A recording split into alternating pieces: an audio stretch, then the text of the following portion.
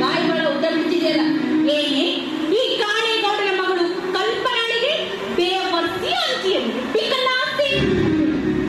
ನಾವಿದಾಗಲೇ ತುಂಬಾ ನೊಂದ ಹೃದಯಕ್ಕೆ ಹಾಲು ಉಳಿಸೋ ಕೆಲಸ ಮಾಡ್ಬೇಕೆ ಹೊರತು ಈ ರೀತಿ ವಿಷ ತಿನ್ಸೋ ಕೆಲಸ ಮಾಡ್ಬಾರ್ದಕ್ಕೆ. ಲೇ ಮೂರು ಕಾಸಿನ ತೊಟ್ಟೆ, ನನಗೆ ಬುದ್ಧಿವಾದ ಕೈ ಎತ್ತಿದೆ ಅಂದ್ರೆ ಕೈ ಕತ್ತರಿಸಾಕ್ತೀನಿ. ನನ್ನ ಸುಂದರವಾದ ಸಂಸಾರದಲ್ಲಿ ಹುಳಿ ಹಿಂಡಿದಲ್ಲದೆ ನನ್ನ ಗಂಡನ ಬರಿ ತೆಗೆದುಕೊಂಡ ನೀನು ಅದು ಯಾವ ನರಕಕ್ಕೆ ಹೋಗ್ತೀಯೋ ಯಾರಿಗೆ ಗೊತ್ತು? ನಾನ್ ನರಕಕ್ಕೆ ಹೋಗಲ್ವೇ? ನಿನ್ನೆ ನರಕಕ್ಕೆ ಕಳಿಸಲು ಆಲ್ರೆಡಿ ಟಿಕೆಟ್ ರಿಸರ್ವೇಶನ್ ಮಾಡಿಸಿಟ್ಟಿದ್ದೀನಿ. ನೀನು ಹುಟ್ಟಿರೋದೇ ರಾಕ್ಷಸ ವಂಶದಲ್ಲ ಅನ್ನೋದು ಗೊತ್ತಿಲ್ವೇನೆ ನನಗೆ. ಮನೆ ತುಂಬಿ ಬಂದ ಸೊಸೆ ಅತ್ತೆ ಮಾವನಿಂದಿರ ಸೇವೆ ಮಾಡ್ತಾಳೆ, ಅವ್ರ ಯೋಗಕ್ಷೇಮ ನೋಡ್ಕೊಳ್ತಾಳೆ, ಮನೆಯ ನಂದಗೋಕುಲವಾಗಿ ಮಾಡ್ತಾಳೆ ಅಂತ ಮನಸ್ಸಲ್ಲಿ ನೂರಾರು ಆಸೆ ಇಟ್ಕೊಂಡಿರ್ತಾರೆ. ಅಂತ ಹೆಣ್ಣಿಗೆ ಭಾರತದ ನಾರಿ ಅಂತಾರೆ.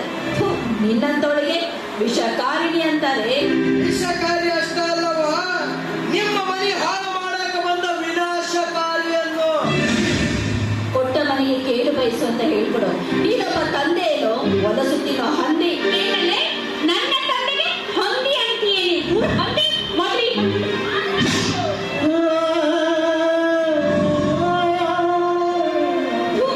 ನೀತಿಗೆಟ್ಟ ನಾಯಿ. ಅಮಾಯಗಳಾದ ಅತ್ತೆಗೊಂದು ಸರಳ ಸಾವು ಸಾಯೋದಿಲ್ವೇ?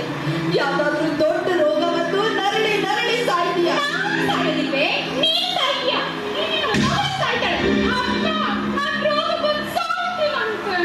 ಗಂಡ ಸತ್ತಾನಲ್ಲವಾ, ಮುದುಕಿಗೆ ಹುಚ್ಚು ಹಿಡಿದಂಗಾಗೈತಿ. ಅದಕ್ಕೆ ಹಂಗೆ ಮಾತಾಡ್ತಾಳ. ನೀ ತಲೆ ಕೆಡಿಸ್ಕೋಬೇಡ. ಏ ಹುಚ್ಚಮ್ಮ, ಎಲ್ಲಿ ಮನೆ ಬಿಟ್ಟು ಹೋಗಲ್ವ? ಎಲ್ಲರೂ ಹೊರಗೆ ನನ್ನಂಗ ಒಳ್ಳೆಯವರು ಇರುವುದಿಲ್ಲ. ಕೆಟ್ಟವ್ರನ್ನ ಬಹಳ ಜನ ಮಾಡ್ಬೇಡ. ಇಲ್ಲೇ ಸಾಲಿ ಕಲ್ಕೊಂಡ ಕಸ ಮಿಶ್ರ ಮಾಡ್ಕೊಂಡು ಇಲ್ಲೇ ಎಲ್ಲ ವ್ಯವಸ್ಥೆ ಮಾಡ. ತಲೆ ಹಿಡಿಕ ಸುತ್ತ ತಂಗಿಗೆ ತಲೆ ಹಿಡಿದಿದ್ದಂತೆ ಅವಳು ಹೊಟ್ಟೆಲಿರೋ ಮಗುನ ಕಸ ತೊಟ್ಟಿಗೆ ಹಾಕಲು ಹೇಳಿದ ನೀರಿರೋ ಜಾಗದಲ್ಲಿ ನನ್ನ ಮಗಳನ್ನು ಬಿಟ್ಟೋಗಷ್ಟು ಮೂರ್ಖಳಲ್ಲೋ. ನಾನು ಬಾರಮ್ಮ ಹೋಗೋಣ. ಏನಪ್ಪ ಇವ್ರು ಹೇಳ್ತಾ ಇರೋದು? ನಮ್ಮ ಬಗ್ಗೆ ಮಾತಾಡೋರು ವಾಪರ ಇಬ್ಬರ ದುಶ್ಮನ್ ಕಾಹೆ ಅಂದ್ರೆ ಊರು ತುಂಬಾ ಹೇ ಹಂಗ ಅಂತಿರ್ತಾರೆ. ತಲೆ ಕೆಡಿಸ್ಕೋಬೇಡ. ತಡೆಯಮ್ಮ ಹೋಗೋಣ. ದೈವ ಕರೆದಲ್ಲಿಗಮ್ಮ. ಕೂಲಿ ಕೆಲಸ ಮಾಡಿ ಆದ್ರೂ ನಾನು ವಿದ್ಯಾಭ್ಯಾಸ ಮಾಡಿಸ್ತೀನಿ. ಬಾಮ ಹೋಗೋಣ. ನೀನ್ ಕೂಲಿ ಕೆಲಸ ಮಾಡ್ತೀಯ ನೋಡ, ಅದು ಹೆಂಗ ಮಾಡ್ತೀಯೋ ನಾನು ನೋಡ್ತೀನಿ. ಮನೆ ಬಿಟ್ಟು ಹೋಗಿ ಅಂದ್ರೆ ಈ ಆಸ್ತಿ ಒಳಗ ನಿನಗೆ ₹1 ಸಿಗಂಗಿಲ್ಲ.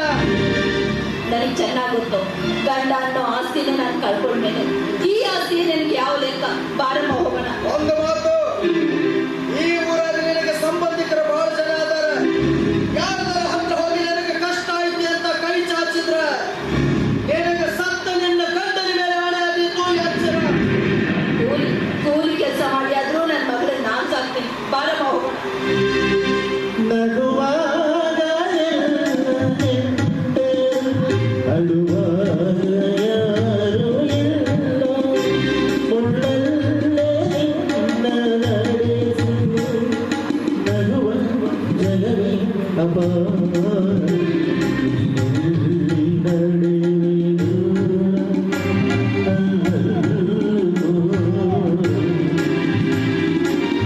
ಅಪ್ಪ ಪೀಡೆಗಳಂತೂ ತೊಲಗಿದ್ವು. ಸಮಾಧಾನ ಆಯ್ತು. ನನಗೂ ಹಾಲು ಕೊಡದಷ್ಟು ಸಂತೋಷ ಆತ್ಮ. ಅಪ್ಪ ನನ್ ಗಂಡ ಬಂದು ಕೇಳಿದ್ರು ಏನ್ ಹೇಳಪ್ಪ? ಅದನ್ನು ನಾನ ಕಲಿಸ್ಬೇಕ ನೀಗ? ನಂಗೆ ಹೇಳಕ್ ಬರಲ್ಲ. ಏನು ಕರ್ಮ ಮಾರಾಯ ನಂದು. ಹೌದಪ್ಪ, ಚಲೋ ಹುಟ್ಟಿದ್ ನೋಡಿ ಅವ ನೋಡು.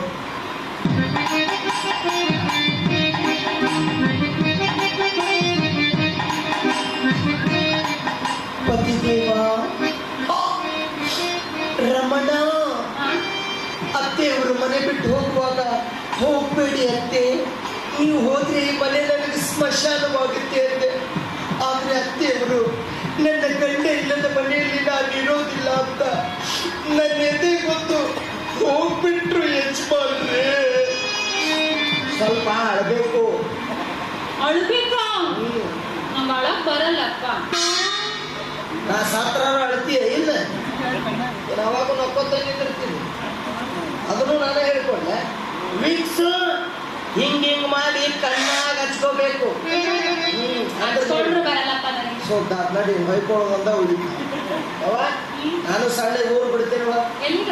ಈ ಮಗನ ತಿಂಡಿನ ಬಾಳ ಆಗೈತಿ, ಯಾವಾಗ ಇವನು ಕಡಿಲಿ ಅಂತ ಎಲ್ಲಾರು ಅವ್ರಾಗೆ ಕಾಲಮರಲಿ ಹೊಡೆದು ಊರು ಬಿಡ್ಸಕ್ಕಿಂತ ಮೊದಲು ನಾನೇ ಬಿಡ್ಬೇಕಂತ ಮಾಡಿ ತೀರ್ಥಯಾತ್ರೆಗೆ ಹೋಗ್ಬೇಕಂತ ಮಾಡಿ. ತೀರ್ಥಯಾತ್ರೆಗೆ ಎಲ್ಲಿಗಪ್ಪ? ಗೋವಾ ಬೀಚ್ಗೆ. ಯಾರಾದ್ರೂ ತೀರ್ಥಯಾತ್ರೆಗೆ ಗೋವಾ ಹೋಗ್ತಾರೆ. ಕಾಶಿ, ರಾಮೇಶ್ವರ, ಧರ್ಮಸ್ಥಳ, ಗೋಕರ್ಣ ಇನ್ನು ಪುಣ್ಯಕ್ಷೇತ್ರಗಳಿಗೆ ಹೋಗ್ತಾರೆ. ಅಂತ ಪುಣ್ಯ ಕ್ಷೇತ್ರಗಳಿಗೆ ನಮ್ಮಂತ ಪಾಪಗಳು ಹೋಗಿದ್ದಕ್ಕ ಲಾಕ್ಡೌನ್ ಆಗಿರ್ತಾರಲ್ಲ. ಅಲ್ಲಿ ನಾವು ಹೋಗಕ್ ಚಾಲು ಮಾಡಿದ್ವಿ ಅಂದ್ರೆ ಮತ್ತೇನೇನು ಡೌನ್ ಹಾಕ ಹೇಳಕ್ ಬರೋದಿಲ್ಲ. ನಮ್ಮಂತವ್ರಿಗೆ ಏನಿದ್ರು ಗೋವಾ ಬೀಚೇ ಬರಬರಿ. 1 ಲಕ್ಷ ರೂಪಾಯಿ ಕೊಟ್ಟು ಬಿಡು, ನಿನಗೆ ಮಾಡಿ ಸದ್ಯ ತೋರಿಸುದು. ನೀನ್ ಗೋವಾ ಹೋಗ್ತಿ ಅಂದ್ರೆ 1 ಲಕ್ಷ ಆಗಪ್ಪ, 2 ಲಕ್ಷ ಕೊಡ್ತೀನಿ ನಡಿ. ಅಕ್ಕಿಗೂ ನಾನು ಕಳಿಸ್ಬೇಕನ್ನೋ ವಿಚಾರದಾಗ ಅದ್ರಿ. ಮತ್ತೆ ಹೊಸದಾಗಿ ಮದುವೆ ಆಗೈತಲ್ಲ, ನಡಬರ್ಕ್ ನಾವ್ ಯಾಕೆ ನಡಿಯೋ.